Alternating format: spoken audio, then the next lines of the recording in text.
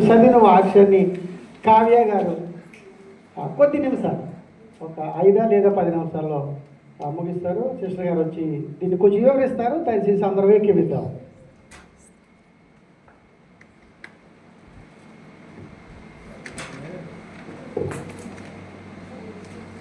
దేవుడు నమ్మక స్తోత్రాలండి. నాకు అవకాశం ఇచ్చిన దైవజంతున్న 2 వందలు, అలాగే కూడి చేరి వచ్చిన విశ్వాసకి నేను చెల్లించుకున్నానండి. కీర్తనలో 94వ అధ్యాయం 12 నుంచి అక్కడి వరకు మనం వివరించుకుందామండి.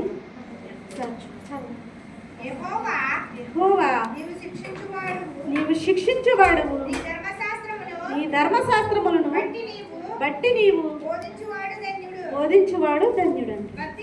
ఒకసారి చిన్న ప్రార్థన అండి. మహాపరిశుద్ధుడని ప్రియ పర్లోక తండ్రి, నీ ఘనమైన నామానికి వందనాలు, స్తుతులు స్తోత్రాలు చెల్లించుకుంటున్నాం. యేసయ్య, గడిచిన ఉదయకాలం నుంచి నాయన చలం సాయంకాలం వరకు నాయన నీ సజీవ రెక్కల చేత మమ్మల్ని సంఘాన్ని సంఘ బిడ్డల్ని ఎంతగానో దాచి కాచి భద్రపరిచినాయన ఇటు రీతిగా నిన్ను స్తుతించటానికి, ఆరాధించటానికి, గణపరచటానికి నాకును మా అందరికీ దయచేసిన అవకాశాన్ని బట్టి వందనాలు ప్రభువ. ఏ యోగ్యత లేనంటి వాళ్ళని ప్రభువ, ఏ యోగ్యత లేనని దాన్ని నాయన నీ వాక్యాన్ని వివరించాలని ఆశపడుతున్నాను. కీర్తనలో నాయన వివరించటానికి అట్టి జ్ఞానాన్ని, అట్టి పరిశుద్ధత, అట్టి మీ ఆత్మను నా మీద నింపినైనా నాయన వేస్తే వినగల చెవులను గ్రహించగల హృదయాల ప్రతి బిడ్డకు దయచేయమని, ఈ వాక్యాన్ని వివరించే అట్టి జ్ఞానాన్ని నాకు దయచేయమని, ఈ చిన్ని కొద్ది ప్రార్థన పాదశాన్ని చేర్చుకోమని నాయన మిక్కిలి బ్రతమాలు వేడుకున్నాను పరమ తండ్రి.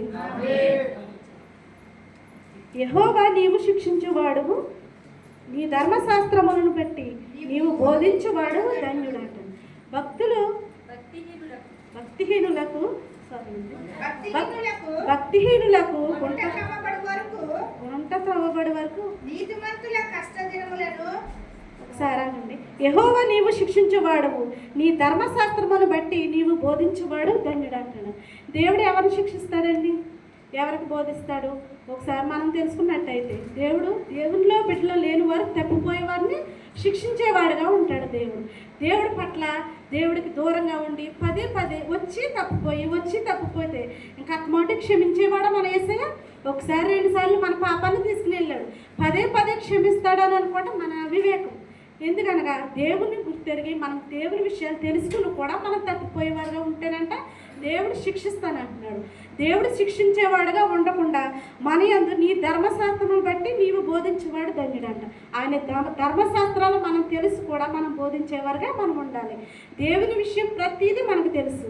ఏదనగా మన బైబిల్లో మన దేవుని గురించి మనందరికీ తెలుసు కాబట్టి మనం బోధించేవారుగా ఉండాలంట. భక్తిహీనుల మార్గంలోనంట ఆయన వాళ్ళు వెళ్ళే త్రోవ నాశనకరమైన త్రోవ, అది విశాలంగా ఉండొచ్చేమో కానీ వచ్చే కుండి కొలిది అది నరకంలోకి వెళ్ళేలా ఉంటుంది. అది ఇరుకు మార్గంలోనే మన బోధ ఇరుకు మార్గంలో ఉన్నా కూడా విశాలమైన మార్గంలోకి మనం దేవుడు తీసుకెళ్తానంటాడు. అటు విధంగా మనం దేవునిలోని భయభక్తులు కలిగి, దేవుని అంత విశ్వాసం కలిగి దేవునిలో తప్పిపోకుండా ఉండేవారుగా ఉండాలంటే. రెండోదిగా 13వ అధ్యాయం భక్తిహీనులకు గుంట త్రవ్వబడి వరకు నీతిమంతుల కష్టదినములు పోగొట్టు వారికి నెమ్మది కలగజేస్తానంటున్నాడు దేవుడు. భక్తిహీనులు గుంట తవ్వటాకంట. ఇప్పుడు భక్తిహీనులు దేవుడు వదిలేశాడు కాబట్టి వాళ్ళ ఫస్ట్ బాగానే జీవిస్తారు. ఉండిపోతే అయ్యో వాళ్ళ దేవుళ్ళు లేకపోయినా వాళ్ళే బాగున్నారు అని మనం అనుకుంటున్నాం కదండి. కానీ వెళ్ళే కొద్ది బాగానే ఉంటుంది. అది అకస్మాత్తుగా వాళ్ళ గుంటలో కంటే ఒక మరణం తప్ప వాళ్ళకి క్షమాపణ ఇంకా తిరిగి లేదు. గుంట తవ్వే వరకంటే మనం దేవుణ్ణి విడిచిపెట్టి ఆయన అనుసరించుకోకుండా మనం డైరెక్ట్ మనం గుంటలోకే. ఎందుకంటే అపవాది వాళ్ళు పట్టిస్తుంది కాబట్టి, వాళ్ళు పట్టి పీడిస్తుంది కాబట్టి అపవాదిలో ఉండిపోతున్నారు. అంటే నీతిమంతులు కష్టదినమలంట పోగొట్టే వరకు నెమ్మదాయనంట. ఫస్ట్ మనకు కష్టంగానే ఉంటుంది. మనం పనిచేసేటప్పుడు ఎంత కష్టపడుతున్నాం తండ్రి, మనకు ప్రతిఫలం ఏముంటలేదు. ఇంత శ్రమ పడుతున్నాం, మేము ఏం చేస్తున్నాం, ఇన్ని శోధనలు వచ్చినా మా బిడ్డలు విడిచిపెట్టేంత దూరం నుంచి కష్టపడుతున్నామంటే మాకు ఏ ఆదాయం కనిపించట్లేదని మనం బాధపడవచ్చు. అంచులుగా మనం దేవుడు హెచ్చిస్తానంటున్నాడు. అట్టి మనము దేవుడిని నీతిని బట్టి కష్టదినం పోగొట్టే వరకంట మనం నీతి కలిగి ఆయన యందు మన విశ్వాసంతో ఎదురు చూసేవారుగా ఉండాలంటున్నారు. 14వ అధ్యాయం యెహోవా తన ప్రజలను ఎడబాయేవాడు కాదు, తన స్వాస్థ్యమును విడనాడివాడు కదంట. దేవుడు ఎప్పుడు మనకి విడిచిపెట్టేవాడు కాదు. అటు మనం మన మనసులోనంట మన యేసయ్య మనల్ని విడిచిపెట్టేవాడు కాదు అని ముద్ర వేసుకుని మనం అంట ఆయన మీద ఆనుకునేవారుగా ఉండాలంటే విడిచిపెట్టేవాడు కాదు. కాబట్టి మనం అందరం ఇక్కడ ఉండగలుగుతున్నాం. అవును కదండి. ఒకసారి 15 చదువుకుందాం. నీతిని స్థాపించుటకై న్యాయ తీర్పు జరుగును. యథార్థ హృదయులందరూ దాన్ని అనుసరిస్తారట. నీతిని స్థాపించటకై ఇప్పుడు ఆయన మన కోసం మన పాపాలే సిలువలో మోసుకుని ఆయన వెళ్ళిపోయారు. ఆయన రాజ్యంలోకి వెళ్ళిపోయారు. ఆయన సింహం వలె గర్జించి ఆయన సింహాసనం మీద కూర్చుంటాంట తీర్పు తీరుస్తానన్నాడు. మత్తయి సువార్త 25వ అధ్యాయంలోని గొర్రెలను నీతిమంతులుగాను మేకల పాపులుగాను ఏర్పరిచి దేవుడు తీర్పు తీరుస్తానంటున్నాడు. ఆయన గర్జించే సింహం వలె ఉరుము వలె ఆయన అంట తీర్పు తీరుస్తున్నాడు. ఎందుకనగా మన పాపాలు ప్రతి విషయంలో ఆయన మనల్ని క్షమించేవాడుగా ఉంటున్నాడు. మన పాపాల దోషాలు ఈ లోకంలో తీసేసి వెళ్ళాడు. ఇంకా పదే అదే చేద్దామంటే ఆయన తీర్పు కంట మనం సిద్ధపడేవారు ఉండాలంట. ఆయన తీర్పులో మనం వెళ్ళేవారుగా ఉండకూడదు అంటారు దేవుడు. అటువారుగా మనమందరం ఆయన తీర్పులో వెళ్ళేవారుగా కాకుండా ఆయన సన్నిధిలో అనుసరిగా మనం నడుచుకునేవారుగా ఆయన వినయంగా మనం ఉండేవారుగా మనం ఉండాలండి. దుష్టుల మీదకి నా పక్షమున ఎవడు లేచును? దోషములు చేయువారికి విరోధముగా నా పక్షమునంట ఎవరు నిలుస్తానంటున్నారు. ఇప్పుడు ఇద్దరు స్నేహితులు ఉన్నారనుకోండి, వాళ్ళు ఏదన్నా పాపం పని చేద్దామంటే దేవుని పెట్టాలంట వాళ్ళకి సహాయం చేయకూడదు. ఇది తప్పు, నువ్వు చేసేదాన్ని గద్దించేవారుగా మనం ఉండాలంట. లేదనగా ఆ శిక్ష మనకు వస్తుంది. వాళ్ళ పాపం చేసినా కానీ వాళ్ళ పాపం చేసిన శిక్ష మనకు వస్తుంది. మనం గద్దించేవారు ఉండాలి. ఇది నువ్వు చేయకూడదు, ఈ దొంగతనం నువ్వు చేయకూడదు, ఇటు మోసం నువ్వు చేయకూడదు అని మనం గద్దించేవారు ఉండాలి. వినకపోయినా తర్వాత దేవుడు చూసుకుంటాడు. ఆ శిక్ష మనకు రెండింతలుగా ఉండకుండా ఒక్కింతగా ఉండకుండా మనం క్షమించేవాడుగా ఉంటాడు. ఆ పాపం వాళ్ళకే వెళ్తుందంట. అంటే దోషం చేసేవారి పక్షాన మనం వేజమాడేవారుగా ఉండకూడదు అంటారు. అలాగే 16 యెహోవా నాకు సహాయం చేసి ఉండని ఎడల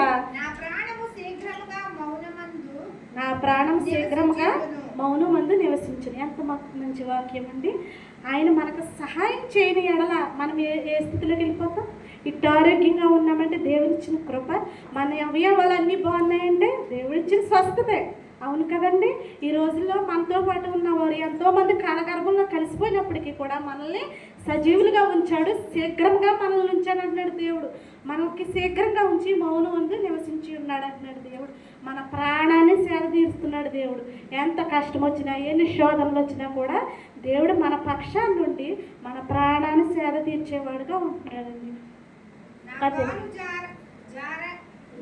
నా కాలు జారిన నేను అనుకునగా యెహోవా నీ కృప నన్ను బలపరుచుచున్నది. ఆయన మన కాలు జారిందని మనం అనుకుంటున్నాం అంతే. మన కాలు జారనివాడు దేవుడు. మనం నమ్ముకున్న దేవుడు మనల్ని కాలు జారిస్తాడా? మనం కాలు జారనిచ్చేవాడు కాదు. మనల్ని పడిపోలేకుండా మనల్ని పట్టుకునేవాడు మన యేసయ్య. మనం అందుకనే మనం అంటే దేవుడి విషయంలో మనం వెనక తిరిగేవారుగా మనం ఉండకూడదు. ఏ తప్పుదమ్మ చేసేవారుగా ఉండకూడదు. మన కాలు జాగ్రత్తగా చూసుకుని కాలు జారేవారుగా మనం ఉండకూడదు. ఆయన చేతులతో మనల్ని ఎత్తి పట్టుకుంటాడు. మనల్ని విడిచిపెట్టేవాడు కాదు మన యేసయ్య అని చెప్తున్నారు. ఇప్పుడు 19వ అధ్యాయం, నా అంతరంగమందు విచారములు హెచ్చుగా నీ గొప్ప ఆదరణ నా ప్రాణమునకు నెమ్మది కలుగు చేయుచున్నది అంటుంది. ఇప్పుడు మనకున్న పరిస్థితిలో ఇంటికాడ కొన్ని అప్పులు చేసి వచ్చాం కదండి. మన పరిస్థితుల వల్ల మనం అప్పులతో ఉండి మన ఇంటి కుటుంబం శోధనలతో ఉన్నాం. మన ప్రాణాన్ని అంటే ఆయన నెమ్మది కలిగిస్తున్నాడు అంటున్నాడు దేవుడు. మన ప్రాణాన్ని నెమ్మది కలిగిస్తానంటున్నాడు. ఎన్ని శోధనలు వచ్చినా కానీ నిన్ను సిగ్గుపరిచే దేవుడు కాదు. నిన్ను తలెత్తి ఎక్కడైతే సిగ్గుపడతావో అక్కడ నిన్ను తలెత్తుతనే వాగ్దానం ఇస్తున్నాడు దేవుడు. మన ప్రాణాన్ని నెమ్మదిపరిచేవాడు. ఆయన ప్రతి విషయంలో మనకు తోడై ఉన్నవాడు. మన చేసిన పనుల్లో మనకు తోడై ఉన్నవాడు. మన కష్టాన్ని దీవించేవాడు ఆయన. కాబట్టి మనకంట గొప్ప ఆదరణ కలిగి ఉన్నాడు దేవుడు. మన పక్షాన గొప్ప ఆదరణ కలిగి ఉన్నాడంటే ఎంత పరిశుద్ధుడో మన యేసయ్య, ఎంత గొప్ప దేవుడు. హల్లెలూయా. ఒకసారి దేవునికి స్తుతులు స్తోత్రాలు చెల్లించుకునేవాడుగా ఉండరా. మన ప్రాణాన్ని నెమ్మది కలగ చేసేవాడు మన యేసయ్య. మన సహోదరు మన బాధనంట మన పక్కలు చెప్పుకుంటే ఎగతాలు చేస్తారేమో, మన యేసయ్యకి చెప్పుకుంటే నెమ్మది కలిగిస్తాడు దేవుడు. కాసేపు ఉంటుంది మన బాధ, ఇప్పుడు సంతోషం, ఇప్పుడే బాధ ఉంటుంది, అప్పుడే మన యేసయ్య మనకు సంతోషాన్ని ఇస్తాడు. ఏ విషయంలో అయినా మనకి నెమ్మది కలగజేసేవాడు మన యేసయ్య అండి. అలాగే 20 అధ్యాయం కట్టడ వలన కీడు కల్పించు దుష్టుల పరిపాలనతో నీకు పొందు కలుగున. దుష్టుల పరిపాలనతో మనకు పొందు ఏమైనా ఉంటుందండి? మనం దుష్టుల మార్గంలో మనం నడుస్తామా? మనం నడిచేవారుగా ఉండకూడదు. మన యేసయ్య హెచ్చరిస్తున్నాడు మనల్ని. దుష్టుల పరిపాలనలో మనం పాలు పంచుకోకూడదు, వాళ్ళ పాపంలో మనం వెళ్ళేవారుగా ఉండకూడదని దేవుడు వాగ్దానం ఇస్తున్నాడండి. అలాగే దుష్టులు నీతిమంతుల ప్రాణమును తీయుటకై వారి మీద పడుదురంట. దోషులను నిర్దోషులకు మరణం విధించుడంట. దుష్టులు నీతిమంతుల ప్రాణము తీయుటకై వారి మీద పడిననే మనకి ఏ హాని జరగదంటున్నాడు దేవుడు. దోషులు నిర్దోషులను మరణముకు విధించును. వాళ్ళకే ఆ శిక్ష, మనకు కాదు. దోషుల్ని ఇప్పుడు మనము ఆయన యందు మనం నిలకడగా ఉంటున్నాం కాబట్టి, దేవుని బిడ్డలుగా మనం ఉంటున్నాం కాబట్టి మనకి ఏ దోషము తగలదంటున్నాడు మన యేసయ్య. ఒకసారి యెహోవా నాకు ఎత్తైన కోటగా ఉంటున్నాడు మన యేసయ్య. నా దేవుడు నాకు ఆశ్రయ దుర్గము. మన దేవుడు మనల్ని ఎత్తి పట్టుకుని నడిపిస్తున్నాడు మనల్ని. ఇక్కడ ఉన్న స్థితిగతుల్లో మనం ప్రతి విషయంలో మనకి ఎత్తైన కోటగా ఉంటున్నాడు. అట్టి ఉన్నత స్థితిలో మన యేసయ్య మనల్ని పెడుతున్నాడండి. అంత గొప్ప దేవుడు. మనం ఏమి ఆయనకు రుణం తీర్చుకోగలుగుతామండి? మనం మరణాంతరం వరకు ఆయన పాదాల చెంత వాలేవారుగా, ఆయన పాదాల చెంత గోజాడేవారుగా మనం ఉండాలి. అప్పుడు మన యేసయ్య ఎత్తైన కోటలో మనం ఉంచుతాడు. మనల్ని ఎత్తు పట్టుకుని మనం తీసుకెళ్ళేవాడు మన యేసయ్య. మనం చూచిచున్నవాడు మన యేసయ్య అండి. ఆయన వారి దోషము వారి మీదకి రప్పించును, వారి చెడుతనమును బట్టి వారిని సంహరించు. మన దేవుడైన యెహోవా వారిని సంహరించును. ఆయనంట వారి దోషము వారి మీదకే రప్పించును, మన చెడుతనమును బట్టి వారి సంహరించును. దేవుడంట వారి దోషములు బట్టి వాళ్ళ పాపలను బట్టి ఆయన సంహరించేవాడుగా ఉంటున్నాడంట. ఆయన గద్దిస్తున్నాడు. మన దోషాలకి పాపాలకి ఆయన గద్దిస్తున్నాడు. ఆయన స్తుతులపై ఆశీనుడు. ఆయన తీర్పు తీరుస్తున్నాడు. మనకి ఎత్తైన కోటగా ఉంటున్నాడు. ప్రతి విషయంలో మన పక్షాన్ని ఆయన వ్యాజ్యమాడుతున్నాడు. కానీ మనం దోషం చేసేవారుగా ఉండకూడదు, పాపం చేసేవారుగా ఉండకూడదు. మన దేవుడైన యెహోవా వారిని సంహరిస్తున్నా అంటున్నాడు. ఎంత భయంకరమైన మాట! సంహరించడం అంటే మన పరిస్థితి ఏంటంటే, ఆయన కోపగించాడంటే మనం ఏమైనా ఉండగలగమా? మనం ఏమైనా ఏమైపోతాం? మన తల్లి అయినా విడుస్తుందేమో, మన తండ్రి అయినా విడుస్తాడేమో కదా. నిన్ను నన్ను కన్న తండ్రి మనల్ని విడిచిపెట్టేవాడుకు దేవునికి స్తోత్రం, హల్లెలూయా. మన దేవుడైన యేసయ్య పక్షాన మనం ఉండాలి. ఆయన తీర్పులోకి మనం వెళ్ళేవారుగా ఉండకూడదు. ఆయన గర్జించే సింహం వలె మనల్నంట చూస్తూ తీర్పు తీరుస్తానంటున్నాడు దేవుడు. అట్టి తీర్పులో మనం ఉండకుండా దేవుని యందు విశ్వాసం కలిగి దేవుడిలో ప్రతి బిడ్డను నడిపించేవారుగా, ప్రతి ఒక్కరికి దేవుడు బోధ చెప్పేవారుగా మనం అందరం ఉండాలని చిన్ని కొద్ది వాక్యాన్ని మనందరి హృదయంలో ఫలింప చేయాలని దీవించి ఆశీర్వదించమని యేసయ్య పరిశుద్ధ నామమున వేడుకుంటున్నాను.